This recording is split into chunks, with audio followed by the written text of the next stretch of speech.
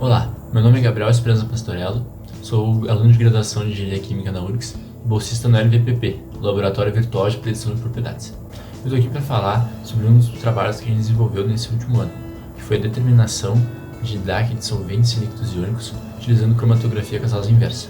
Antes de tudo, a gente precisa entender o que são líquidos iônicos e o que é o IDAC. Os líquidos iônicos são sais constituídos de cátions associados a ânions, líquidos em temperaturas inferiores a 100 graus e geralmente líquidos em temperatura ambiente.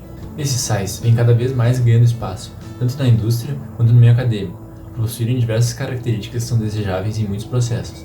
Entre elas estão baixa pressão de vapor, alta estabilidade térmica, capacidade de dissolver uma ampla gama de compostos orgânicos e inorgânicos e não serem inflamáveis. Por isso, saber como eles se comportam na presença de alguns solventes clássicos é muito importante para possíveis aplicações. E aí que entra o IDAC. IDAC é uma sigla do inglês que significa Coeficiente de Atividade em Diluição Infinita. Esse coeficiente é uma propriedade termodinâmica muito utilizada em simulações de processo, pois ele indica o nível de afinidade entre duas substâncias.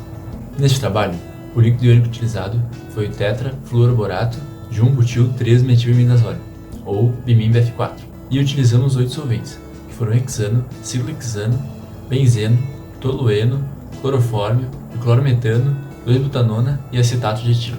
Então, para conseguir esses dados de DAC que eu falei anteriormente, nós utilizamos o método de cromatografia gasosa inversa, ou CGI. Nesse método, nós temos uma fase móvel que passa por uma fase estacionária na coluna do cromatógrafo com o auxílio de um gás de arraste. Na cromatografia gasosa inversa, o composto de maior interesse está na fase estacionária, no recheio da coluna. E por apresentar impressões de vapor negligenciáveis, os líquidos iônicos não podem ser a fase móvel, sendo assim a fase estacionária do processo. Por isso, utilizamos a CGI. Então, cada um dos 8 solventes que escolhemos para analisar foi injetado na coluna cromatográfica, com um diâmetro interno de meio centímetro, em uma quantidade muito pequena, para caracterizar a diluição infinita. Essa coluna possui dentro dela um recheio, formado pelo líquido iônico de interesse e um suporte inerte, e nesse trabalho foi o cromossome P. A carga utilizada, isto é, a proporção entre líquido iônico e suporte, foi de 25%. O dado que obtemos após injetar o solvente é o tempo de retenção cromatográfico, ou seja, o tempo que a fase móvel demorou para passar pela coluna. Quanto maior for esse tempo, significa que maior foi a interação entre essas duas fases. Quanto menor for esse tempo, significa que menor foi essa interação. Agora, o que eu estava usando como referência quando eu falei maior e menor tempo?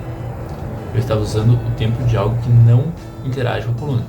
E esse algo é o ar atmosférico, injetado junto com o solvente. Na injeção, ele ocupa todo o resto do volume da microseringa que não tem líquido iônico. Com a diferença desses tempos, nós conseguimos calcular o volume de retenção, Vn, com essa fórmula aqui. E com ele, a gente finalmente consegue calcular o IDAC através dessa fórmula. Antes de apresentar os resultados, queria só acrescentar que também foram realizados os cálculos relacionados à incerteza e propagações de erro das análises, seguindo o método estabelecido pelo Guia para a Expressão da Incerteza de Medição, o GUM. Esses cálculos estão relacionados a métodos estatísticos para determinar a confiabilidade de uma medição e o quanto ela se propaga no decorrer dos cálculos.